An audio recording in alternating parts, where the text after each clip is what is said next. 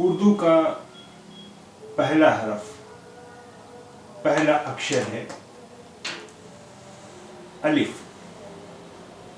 इसे बनाना बहुत ही आसान है, बस एक सीधी लकीर और ये बन गया अलिफ। अब अगर मैं ये कहूँ कि ये हरफ, ये अक्षर हिंदी में भी है, तो आप कहेंगे कैसे? देखिए, हिंदी में हम जब भी कुछ लिखते हैं तो उस पर एक लकीर खींच देते हैं। अब अगर हम इस पर एक लकीर खींच दें तब आप इसे पहचान लेंगे। ये हमने इस पर एक लकीर खींच दी। अब ये क्या हो गया? अब आपने इसे पहचान लिया? जी, बिल्कुल ठीक पहचाना। ये आ की मात्रा है। हिंदी में ये आ की मात्रा है। अलिफ के जहाँ और भी काम है, एक काम ये आ की मात्रा का भी है। ये आ की मात्रा के तौर पर भी काम करता है। अब देखिए, उर्दू का ये अक्षर दाल कहलाता है। इसकी आवाज़ बिल्कुल हिंदी के दा जैसी है। तो अब आप जानते हैं कि उर्दू दाहिने से बाएं लिखी जाती है।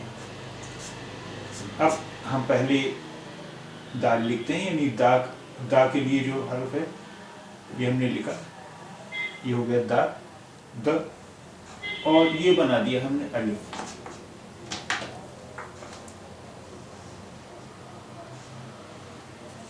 इसे साफ सा बना देता हूं।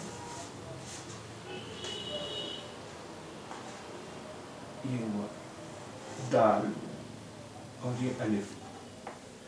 दाल ये दा के लिए है और ये अलिफ है। तो अब ये क्या हो गया?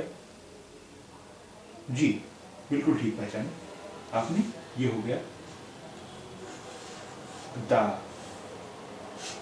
क्योंकि ये दाल है, ये दा के लिए है, और अलिफ ये यहाँ पर हा की मात्रा का काम कर रहा है। ये हो गया दा। अब हमने इसके बाद फिर लिखा द और फिर अलिफ। अब ये क्या हो गया? दादा। जी हाँ, बिल्कुल ठीक पहचाना आपने। ये है दादा। तो हमने अभी दो अक्षर सीखे, अलिफ और दाल। अब इससे आपने एक शब्द बना लिया, दादा। आइए अब देखते हैं हम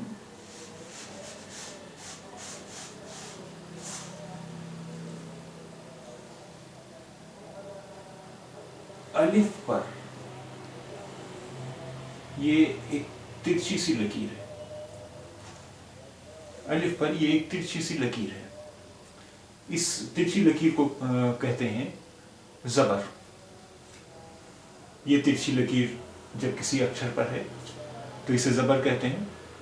अब यहाँ ये तिरछी लकीर अलिफ पर है, तो जब ये अलिफ पर है ये ज़बर, तो अलिफ ज़बर, इसकी आवाज़ क्या हुई? आ। ये हिंदी का आ। अलिफ ज़बर की आवाज़ हुई आ। आइए अब एक और शब्द बनाते हैं, अ, और ये दाल है, फिर अलिफ है। अब ये क्या हुआ? अ, दा, अदा। ठीक है, अदा,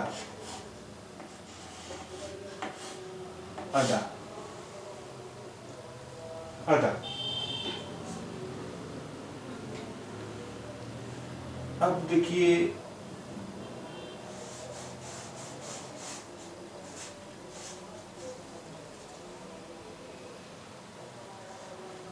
ये अक्षर है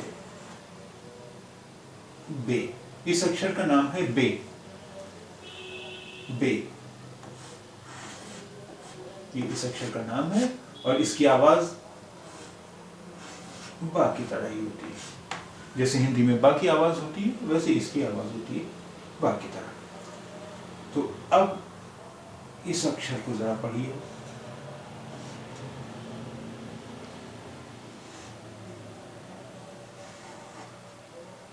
अब आप इस शब्द को पढ़िए। जी, ठीक पढ़ लिया आपने। अदब, अदब,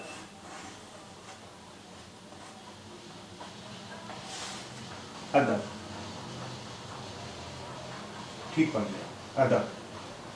अब जब आपने इसे पढ़ लिया अदब, तो फिर आप ये शब्द भी पढ़ लेंगे आसानी से। देखिए मैं एक और शब्द लिख रहा हूँ।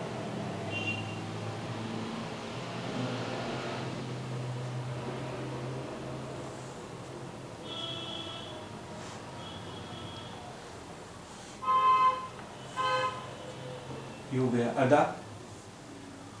और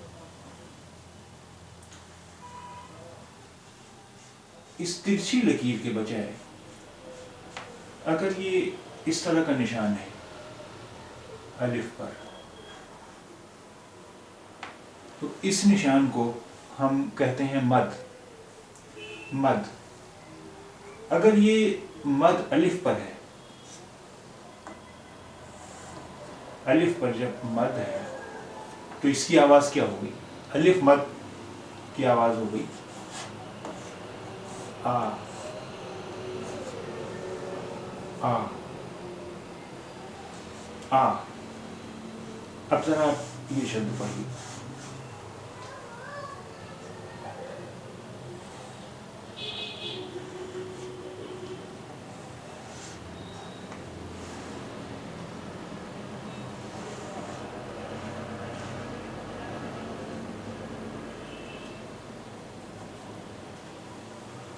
अब ये क्या शब्द हो गया?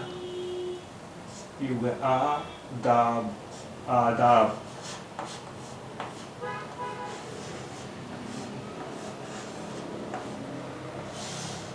आदाब, आदाब।